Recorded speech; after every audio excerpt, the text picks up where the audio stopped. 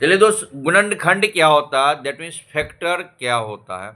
जब कोई संख्या किसी दूसरी संख्या को पूर्णतः विभाजित कर सकती है तो उस दूसरी संख्या का गुणनखंड कहते हैं। जैसे 18 के गुणनखंड, 18 में पूर्णतः विभाजित कौन कौन संख्या कर सकता है? 1 करेगा, 2 करेगा, 3 करेगा, 6 करेगा, 9 करेगा और 18 करेगा। ठीक है, तो ये सारे क्या हो गया, उसका फैक्टर हो गया।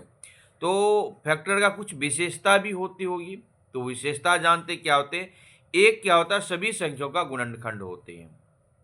तो एक वो संख्या की क्या होगा, फैक्टर होगी। प्रत्येक संख्या स्वयं का एक गुणनखंड होता है, एक और स्वयं, तो दो गो हो गया।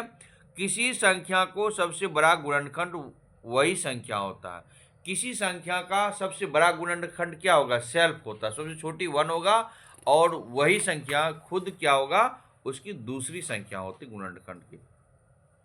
किसी भी संख्या के गुणनखंड उस संख्या के बराबर या छोटी संख्या होती है और सीमित होते हैं। गुणनखंड क्या सीमित होती है, गुणनखंड सीमित होती है लेकिन गुणज अनगिनत होती है।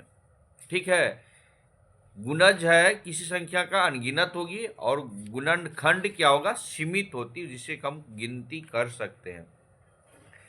किसी भी संख्या का सबसे छोटा गुणनखंड 1 होती है, सबसे बड़ा खुद होगी, सबसे छोटा 1 होती है।